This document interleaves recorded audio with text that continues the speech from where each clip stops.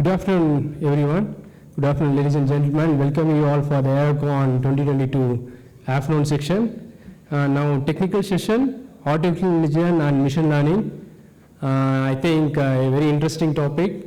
I think that this session, the technical session, chaired by the renowned person, aerospace leader, Dr. M.K. Padmanabhan, Director, Regina Tech India, and CEO of UCall Technology. Welcome you for and chair the session.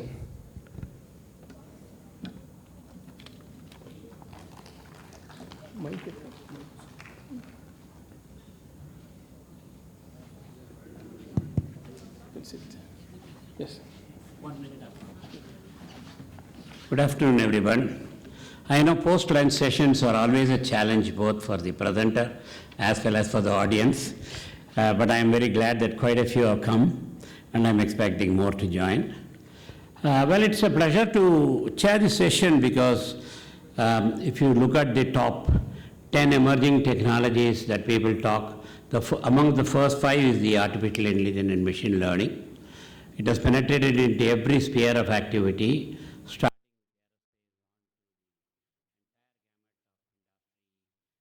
academia and all that. And we do have 3 papers. One is interesting, a framework for teaching safety critical control and AI to undergrads. Because normally these subjects are taught only at the postgraduate level, but with the fundamental basis that we need to understand. So there is a requirement for a foundation at the undergrad level. And I'm glad Dr. Yogendran Papu, Ramakrishnan Raman from Honeywell will talk about it. The second paper will be on AI in air cargo delivery system. Venkatesh Chitragar, Sayuj Putinavettil, Vinayak Vijay Chandran, Vishnu Gopal from Collins will present on that. And the third paper will be an improved motion tracking technique for UAVs with super resolution generative adversarial network and temporal quadri. This is from Deepaj Moore, Sagar Acharya, and Suryan Sharyan from the Manipal Institute of Technology, Manipal. I would now invite the first speaker, Dr. Yogendranath Jepu and Dr. Ramakrishnan Raman from Honeywell to present the paper. Thank you.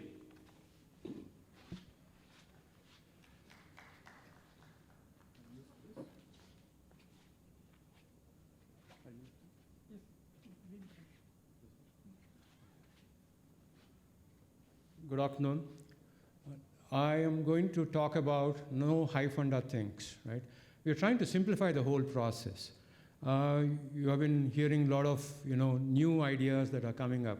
We are trying to simplify that so that we can reach out to the students. So this is about taking our safety critical system and taking it to the student level and having an open domain problem which they can relate to in case they have been flying. Most of them do fly. And then they can develop it as part of a curriculum. So recently we had a discussion with the college, and they are trying to make a Mtech program in systems engineering. And the board of studies member, they said that we require a lot of case studies to make this happen. So this is about that. Systems are becoming, bigger and complicated. So if you see those 2 aircrafts, one is the, earlier 1940s aircraft, very similar, the configuration, but one was a mechanical and other one, B2, today is a fly-by-wire, full of software. So the complexity has increased in the systems. And systems are failing badly. We hear about it, day in and day out that there have been accidents and people are losing life because systems are failing. Other thing that we see is that we are all working in silos, right?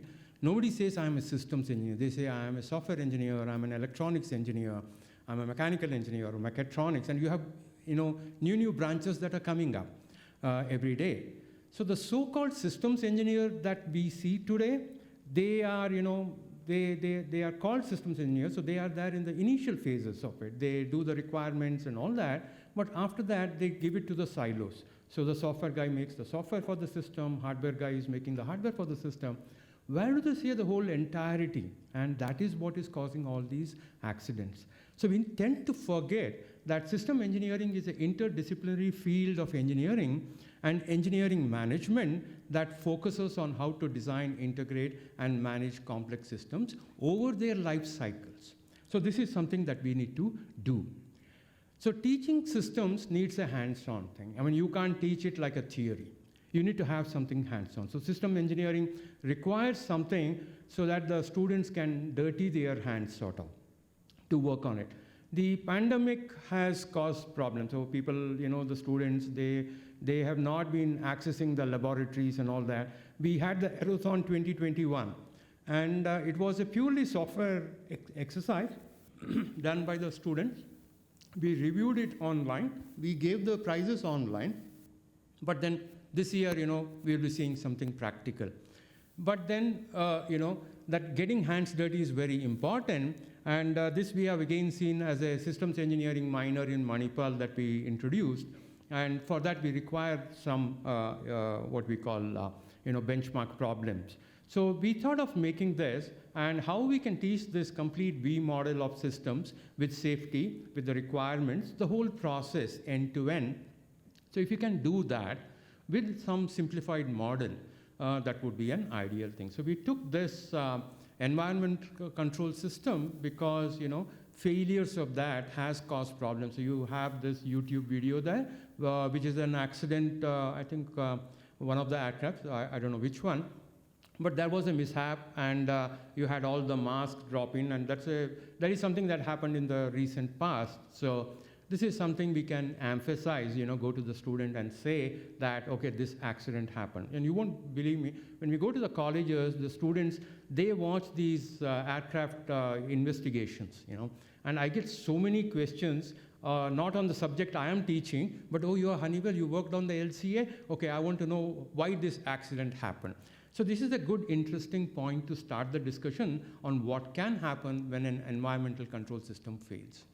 And then we come down to this whole environmental control system, which has your ACs for cooling the air, then there is a manifold, and then that goes into your aircraft, the chamber there, the cabin and all that. So this is something we can always explain.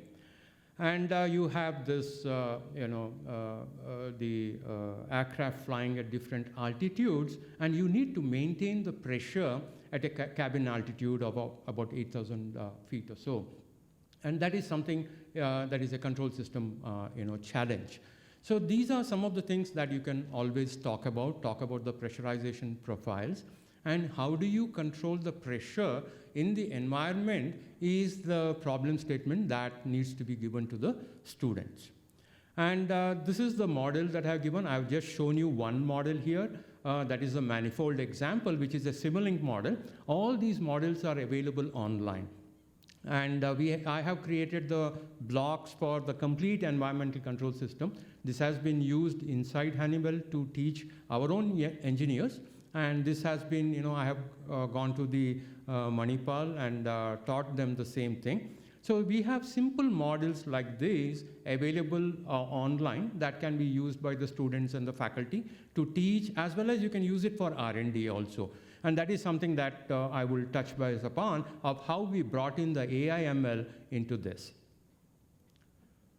So we have we walked through the whole process. So we started with the OPM model to bring in the model-based systems engineering concepts. So this is an OPM model, which is detailed out in the paper. So OPM is a software called OpCAD, which is open source available. And you have Coursera courses, which teaches model-based systems engineering using OPM. Okay? So this is a model created for that. And then we have some Simulink models from which we have the, the pressure, the actual pressure, and then the cabin pressure in the red line. So this is some of the simulation results that have been taken from our Simulink model. And then what we have done is, the students today, we offered the elective at Manipal, and then we got very few students. And where have the 60 students gone? They've all gone to AI/ML. My son is in RB College, and there are 200 students who have lined up for AI/ML. I don't know where they will be sitting. It was okay when it was online, but then 200 students, they want to do AI/ML. So that is the thing. If that is what the students want, let us give them that, okay? But what they don't understand is AI/ML for them is either an image processing or learning Kannada alphabets, and then that is done, my project is done, right? But when we started doing it, it was a lesson learned for Ramki and me.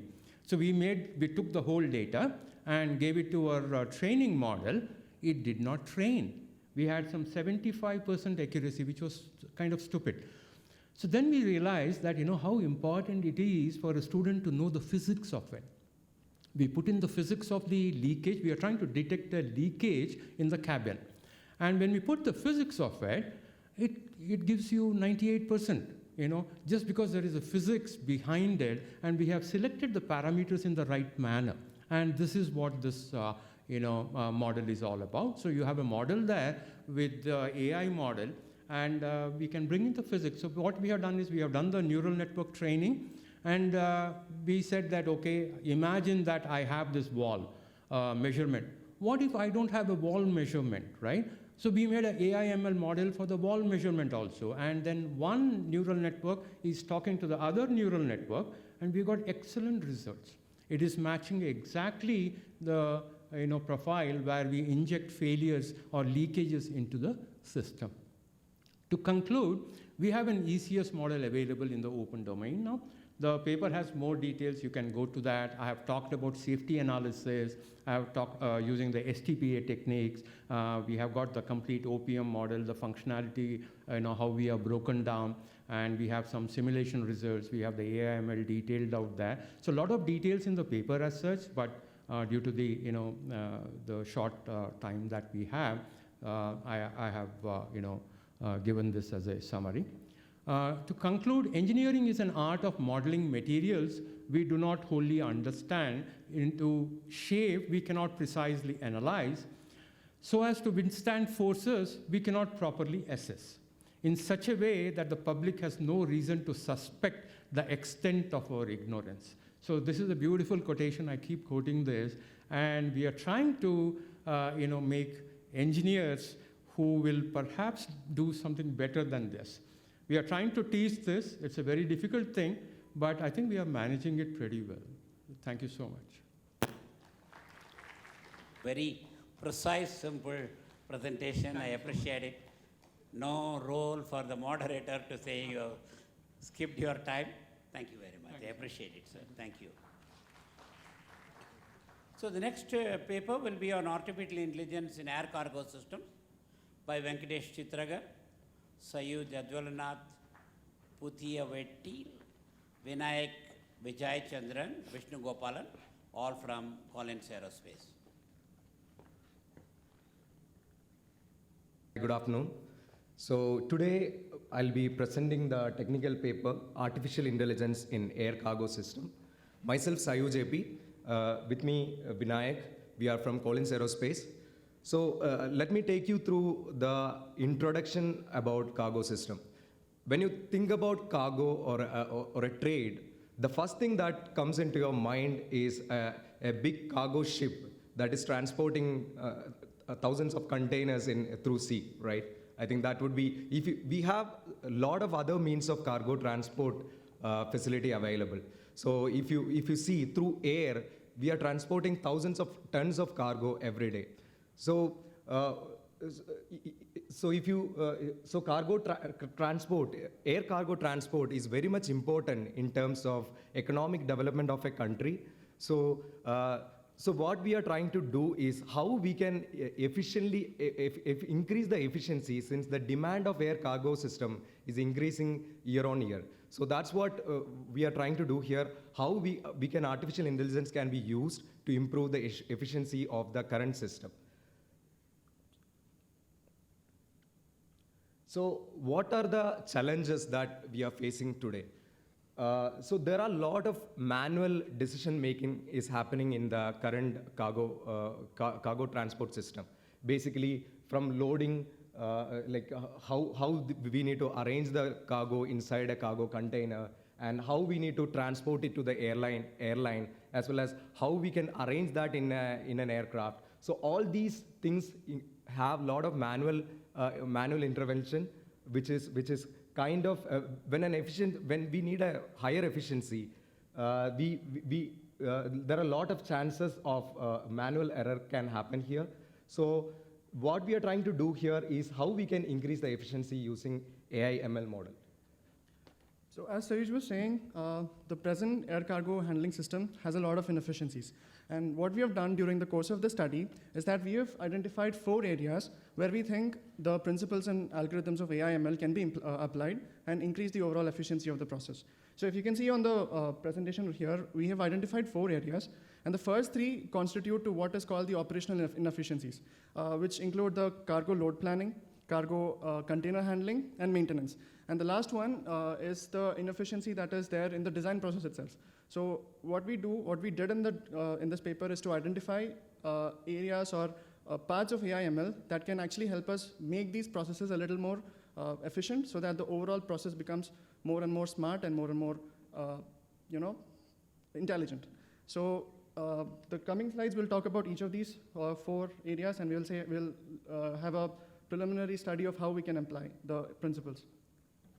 So this slide talks about how we are proposing an architecture of AI-based model in cargo load planning.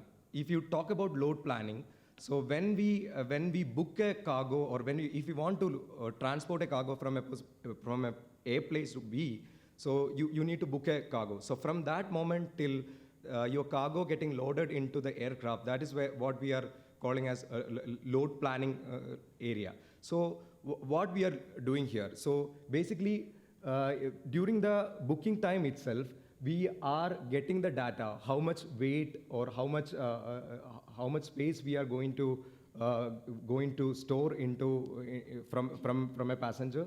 And also we have, when the baggage arrive into the airport, we have introduced a image sensing, image scanning, and weight calculation that will do a stacking and orientation information built into the system.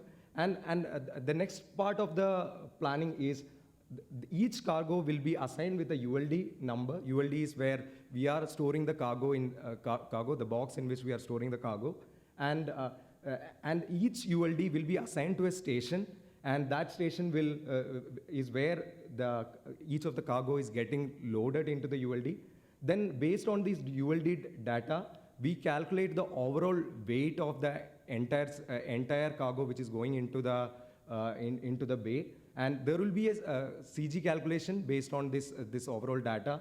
So for a aircraft, there is a center of gravity limit. If the calculated data is going beyond that limit, we can recalculate and modify the space such that we will get an efficient cargo storage. So once the cargo load planning is done, that is, we know where the container has to go in the plane, the container actually has to go there. So that's where the second stage comes in, which is the container handling system.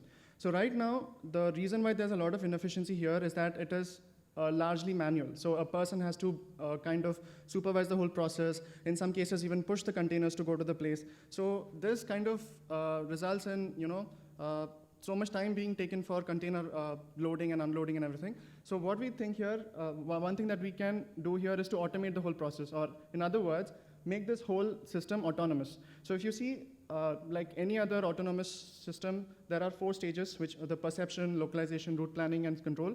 And the only difference here is that it is applied to a different system. Like, so the perception stage would be where the container kind of understands its surroundings and see if there's a person in front of it, so that it can, either stop or slow down, or continue moving if the person is actually moving in front of him.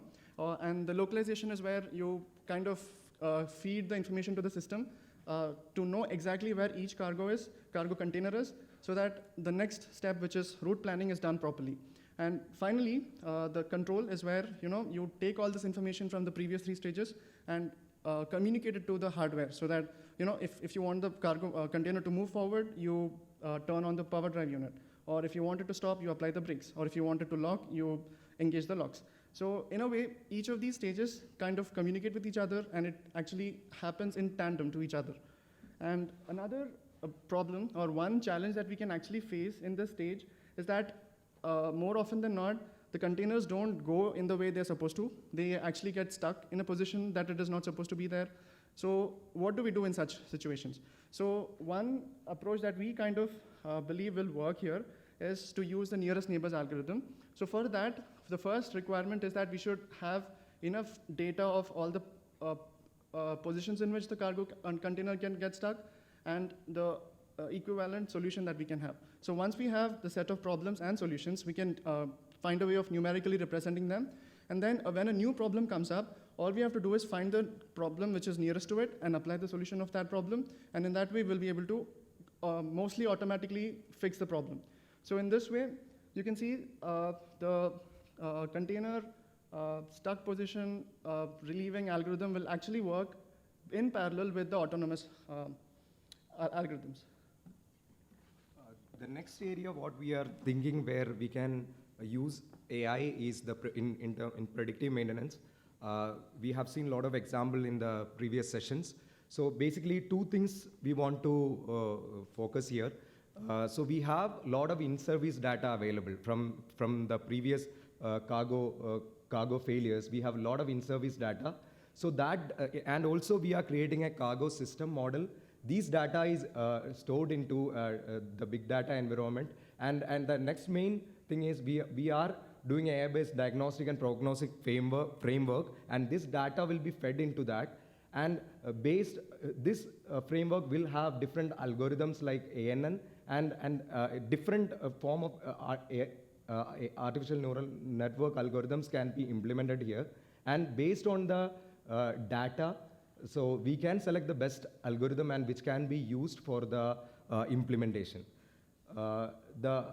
Another area where we are thinking where we can use the AI-based model is in the design decision making.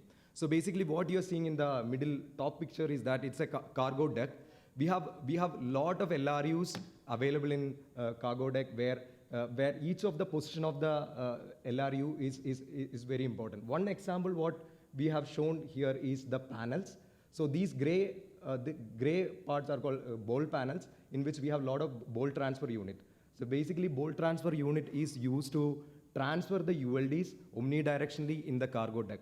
So what we are proposing here is that the position of each of these bolt transfer unit, what you're seeing green color, so these position require a lot of design input. So for example, minimum number requirement is there for a given area, and also there are positional requirement based on the nearest LRU, and also there are different requirement based on the loading. All these requirement, if we can take and fed into an AI model, and if we can get an optimum result of the positioning of these BTU, that would be saving a lot of time during the design process. So that is one of the example what we are going to use. And also the positioning of different LRUs in cargo deck, we can utilize this model. We have not shown that here. So a lot of manual effort is gone there, so that there also we can effectively use AI/ML, artificial intelligence in cargo design. So some of the challenges what we are seeing here is cost of integration. So it will be, obviously it is a little expensive because the entire architecture, we need an entire architecture there, so it is going to be expensive, and also operational cost. We are, in the current system, if you imagine, if you implement a lot of electronic system will be there, and the maintenance cost, that will add up to the operational cost, and data acquisition and privacy and security. So the data acquisition will be challenging because the data what we are feeding into the system, so there are we have to give the right data. So the acquisition of the data is challenging because there can be a lot of noises in the data.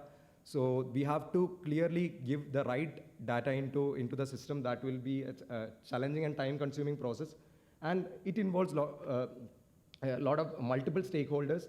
And also there is a chances of, since it is a big data platform, there is a chance of a lot of cyber attack in this field. So that is also considered as one of the challenges in this field. And of course we have the challenge of certification, which is quite known now. And finally, we also have this issue or a challenge that I would say, which is the fact that the technology is advancing every single day. So you cannot say that I'll just invest today and I'll develop a system tomorrow, and I'll just, wait for it to, give me the return on investment. That will just not work here because you have to like continuously keep improving the systems, continuously keep investing in developing it so that it becomes better and better. So yeah, these are the challenges that we think will kind of slow down the whole process. But yes, the future is not far where the container handling system will become autonomous and become a little bit more effective. Yeah, thank you. Thank you. Any questions? Thank you, gentlemen. Any questions if you have, you can post to this gentleman.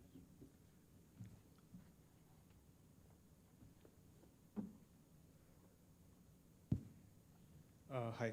So one question I have regarding the application, like overall application.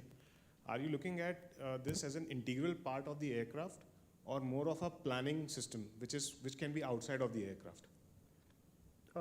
It will actually be both because cargo, when it comes to the airport, it's outside the plane. And once Right. it's inside the airplane, it's inside. So it'll be both. Right, but the planning part, right? So the Okay. AI that is planning the layout can still be outside It the can be aircraft. outside. It can yes. be. In that case, you don't require certification for that, is it? Or is it still No, required? but what about the fact that you would you will have an autonomous system that will take the cargo inside the plane. So Okay. when you're inside the plane, Okay. there's always a chance that the container just goes berserk and just hits the plane on the sides or something. Also, there's a real-time Yes. routing Yeah. that's happening. So that'll Okay. that'll kind of be a little difficult area to Got it. navigate. And just one more question is, what are your thoughts on validation perspective of the solution?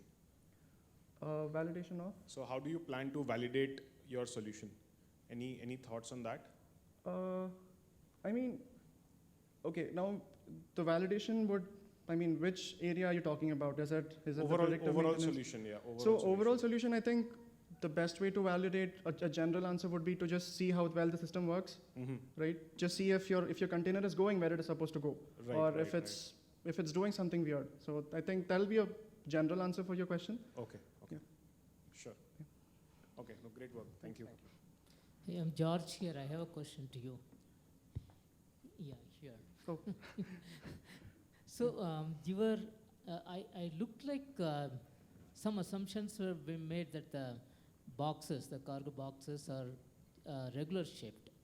How would you handle if the boxes are irregular? Then how would you profile it? Can you repeat that question?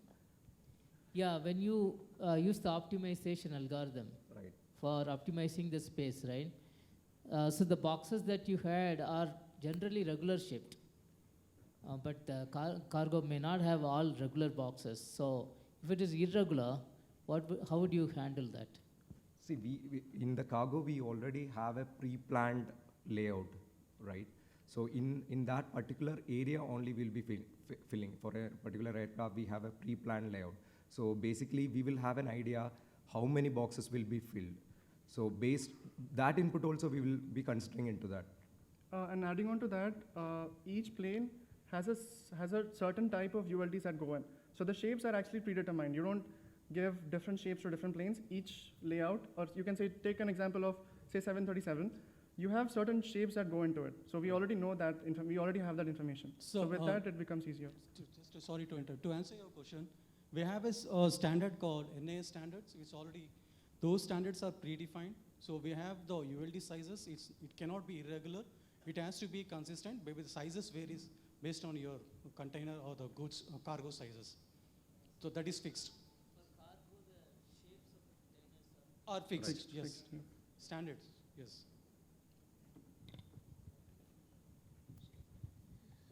Hi, I'm Madhuri. I'm from Honeywell. So you told that cyber security is a challenge for your proposed solution, right? Mhm. So have you thought of any solution for that, or so you are still working on it? No, we have not. gone. We haven't. Okay, thank you. Okay, thank you, everybody. Thank you. Thank you. Thank you, gentlemen. I think it's a novel idea of two of you presenting simultaneously. I think that's very good because one can back up on the other. Thank you. So the next topic would be, I don't know really what this abbreviation means, so I'm going to read it out for you. SR-GAN TQT, an improved motion tracking technique for UAVs with super resolution generative adversarial network and temporal Quadri. This will be presented by Deeptej Moore, Sagar Acharya, Suryansh Aryan from Manipal Institute of Technology, Manipal. Okay, good afternoon to everyone present here. I'm Sagar Acharya, and my colleagues Deeptej and Suryansh will be presenting along with me. And yeah, so our paper is based on the topic of improving a motion tracking algorithm. Using, we created our own algorithm. It's called SRGAN TQT. So, object tracking in recent years, significant traction has been in UAVs for civilian and military applications. And autonomous UAVs should be able to detect and should be able to detect the slightest changes in their environment and respond to it. Object and motion tracking are some of the most basic capabilities that a surveillance UAV or any robotic application has to perform for an autonomous task. An object tracking model generally accuracy depletes as the object moves away from the camera, or if the camera has a lower resolution.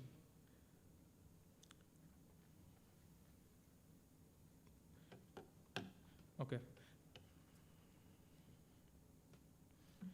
The cameras required for accurate and precise object tracking are highly expensive when you want to mount it on UAVs.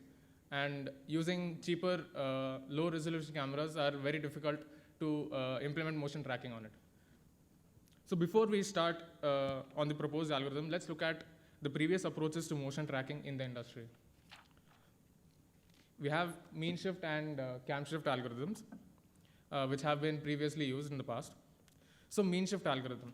The user provides the initial bounding walks around the object as shown in image 1 over here.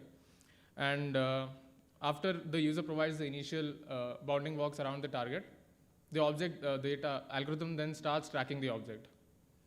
And however, this does not really work properly if the orientation or if the size of the object keeps changing. And at this point, this algorithm fails. As a workaround for this, there was a development of camshaft algorithm. This addressed the change in size and orientation of the object that is being tracked. The algorithm adjusts itself such that the tracking box changes its size and direction to correlate to the movement of the object that is being tracked. As shown in the images here, if you compare it to the previous slide, here you can see that the size of the box does not change even if the car is moving closer to the camera. But in camshaft, as the car is moving closer, the size of the box and the shape of the box also seem to be changing along with it. So this was a significant improvement in the camshaft algorithm. Now, let's look at image segmentation. So image segmentation is basically a process in which you subdivide a digital image into smaller regions or segments so that you can make the analysis or further processing simpler. So classical Quadri for image segmentation is what I have described here. It divides the image into 4 equal blocks. For each block, the highest and lowest pixel values are compared. If the contrast is higher than a predefined threshold, then the blocks are further divided until a homogeneous region is found. So this is a demonstration of the classical Quadri segmentation algorithm. On the first image is the original image, and the second image shows the overlaying of the Quadri segmentation on the original image. The third image shows us taking the average of the pixel values that have been larger blocks which have been unsegmented.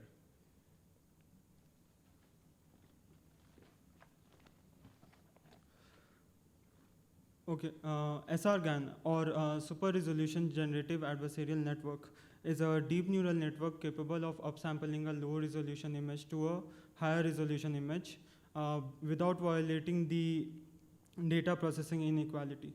So the term super resolution is actually the upsampling of a low resolution image by adding extra feature data which was not previously there in the original image.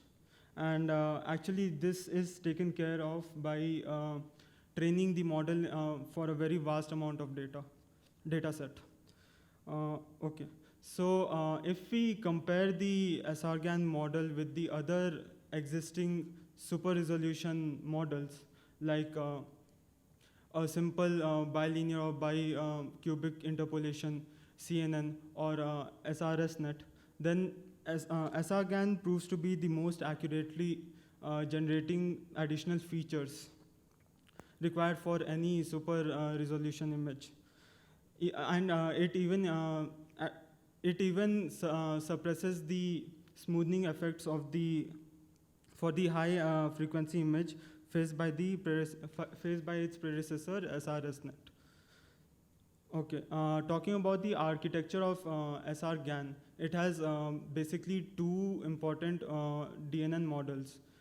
One is called generator and the second is called discriminator. The generator is based on the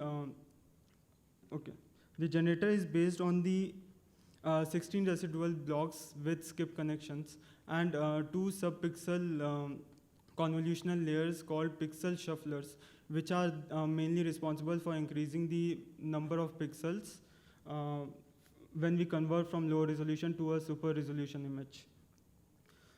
And so the main responsibility of a generator model is to generate a super resolution output image out of a low resolution input image, which should resemble the feature map of the corresponding high resolution input image, high resolution label image as much as possible. And whereas the other model, which is called as discriminator model, it is based on the deep convolutional layers, and it inputs both super resolution and high resolution images, and predicts whether the input image was actually made by a generated by a generator, or was actually a true high resolution image. Okay, so this is the simplified version of the our SRGAN's flowchart. So here we can see the flow of data and the feedbacks to both generator and discriminator. We can also see the content. We can also see that this model uses two loss, content loss and adversarial loss. So the content loss is actually used by the generator, which has been used to feature map the super resolution image over the high resolution image label images. And in our paper, we have used the content loss as the VGG19 pre-trained on ImageNet dataset, which is around 14 million images. And this has been trained for 4 times upsampling. Okay, and we can also see adversarial loss. So adversarial loss is actually a logarithmic loss function, which is used for backpropagating the weight parameters for discriminator and generator, so that it updates. Okay, what's the intuition?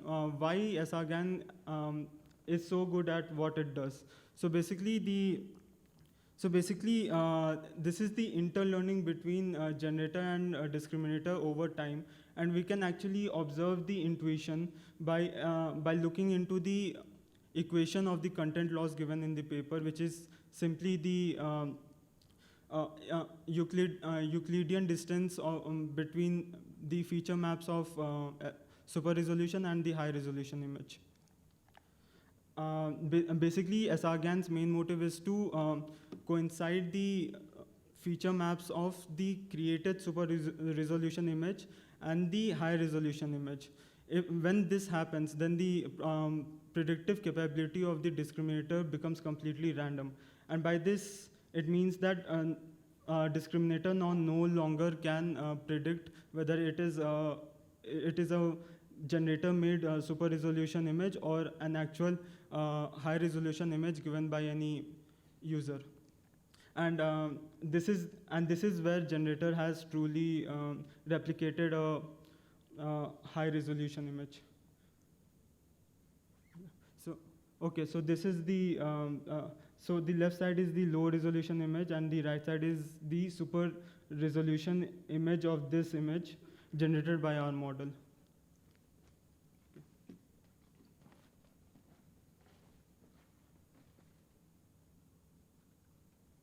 How does this work?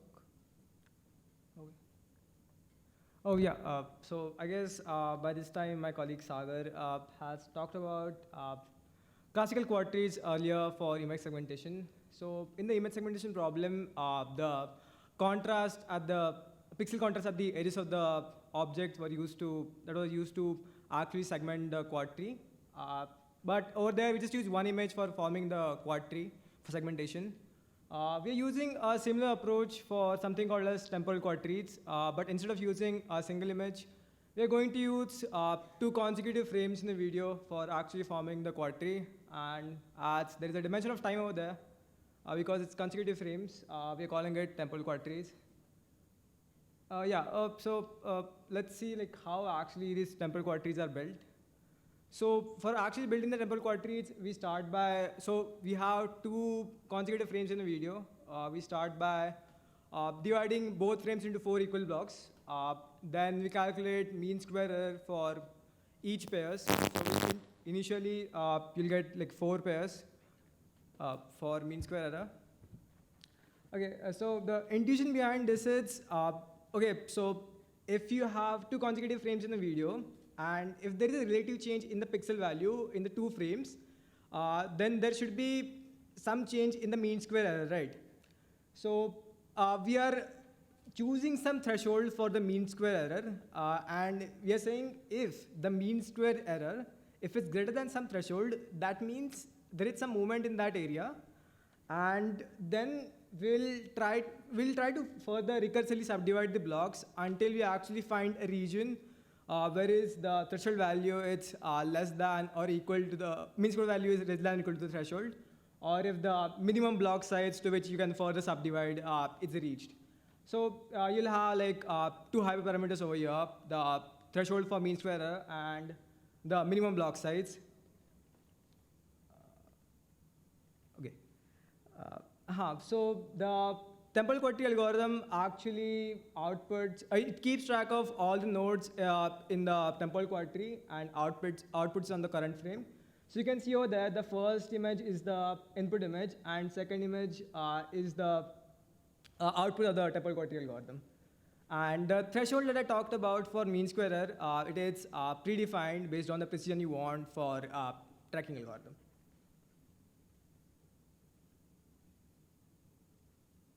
Yeah, so this is the same for that. Okay, so now I guess by this time we have tried to explain the 2 models that comprise our algorithm. 3 more minutes. Okay. 2 models that actually make our algorithm, temporal quad tree and SRGAN. So this is the main structure of the algorithm. First you input a low resolution image to the SRGAN algorithm, it converts it to a high resolution image. Then it goes to a temporal quad tree algorithm, and then temporal quad tree algorithm actually does the tracking. This is some math, but I guess due to some limited time, I'll just skip.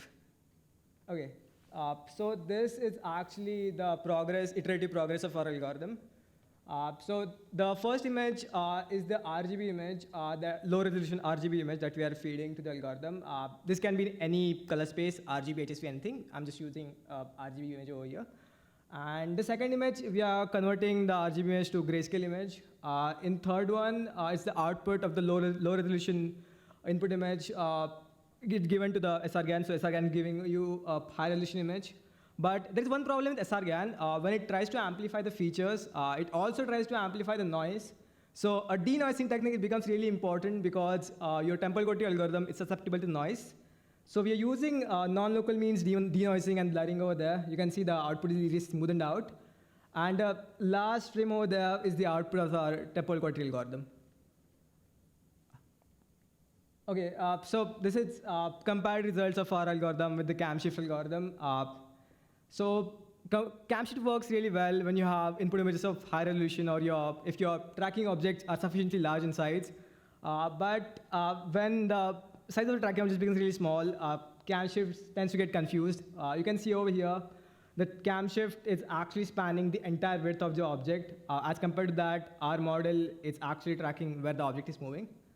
This is the results of our object in terms of IO metric as compared to the Camshaft. So it performs better if your objects are small in size or input images are of low resolution. Yeah, this is about it. Thank you. Maybe we can take a couple of questions. Yeah.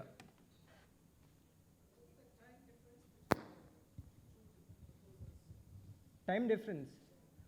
It depends. I mean, are you asking like whether there is delay between like output of the SRGAN algorithm and it depends. Like if you have a GPU or any kind of system like that on your UAV, it depends on that. Like the time to actually compute the SRGAN, the output of the SRGAN image.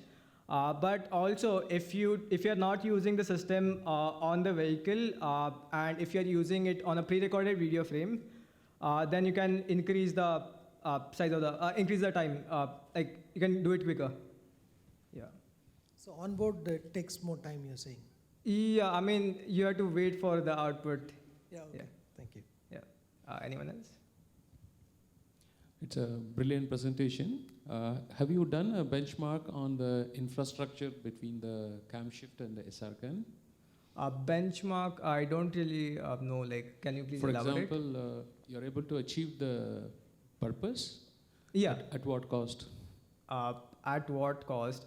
There is some delay of, like, I mean, the time complexity is high, but... No, leaving aside time, other infrastructure in terms of computing power? Yeah.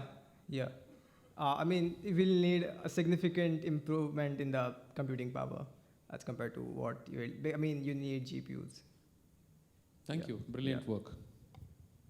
Anyone else? Yeah. Hi. Does it also compensate? Does your algorithm also compensate for the speed of the UAV with respect to the object? Yeah. So because the algorithm can only be used if your camera is stable. Because even Camshaft is for a stable. If your camera is stable, then you can use Camshaft.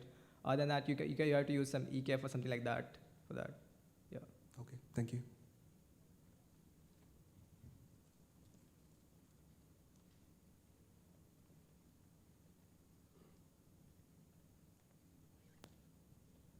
Hi, I'm Rajesh from GE Aviation. Yeah. So one question, are you using a pre-trained model or did you use transfer learning to? Yeah, we use transfer learning on the Wistron dataset. Okay, so how much is the SRGAN helping you in the final output? If you didn't use SRGAN and just used your TPT algorithm?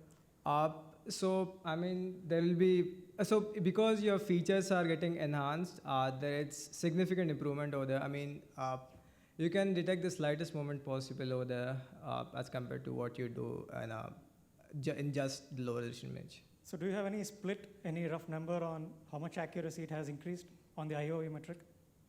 0.1, I guess. 0.1, 0.2. Okay, only 0.1? 0.1, 0.2. Okay, thank you. Yeah. Anyone else? Thank you. Thank you, gentlemen. Thank you. So this seems to be a novel trend of 2 presenters to 3 presenters. I think it's good because I think it takes the stage fear out, particularly for students and new people. And the second one is, I presume, it improves the presentation skills in general.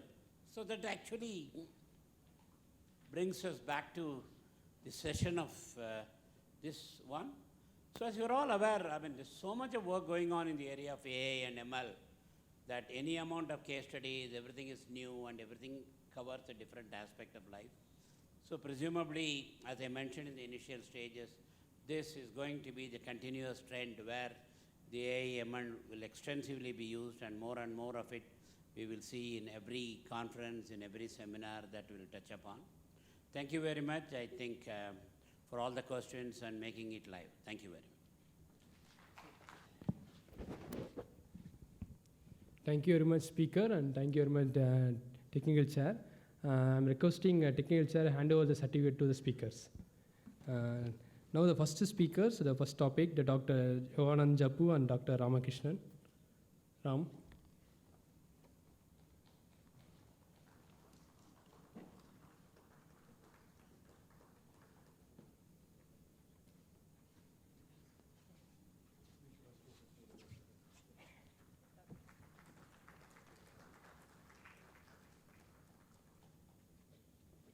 The second topic, the speaker Venkatesh, Sayoj, Vinayak, and Vishnu Kopan.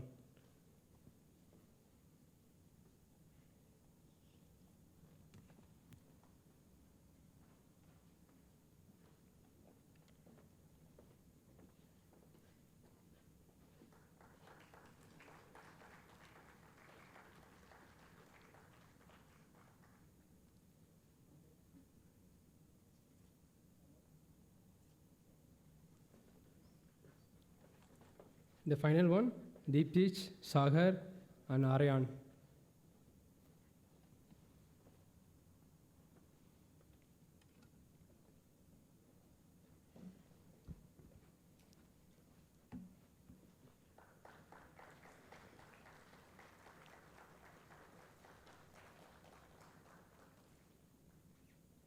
Thank you very much, Dr. M.K. Batnan, sir.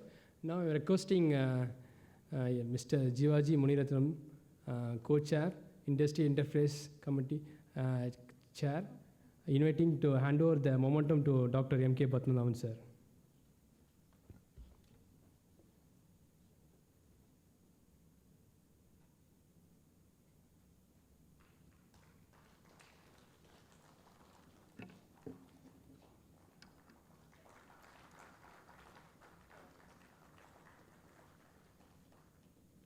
Thank you very much. Wonderful technical section. Thank you.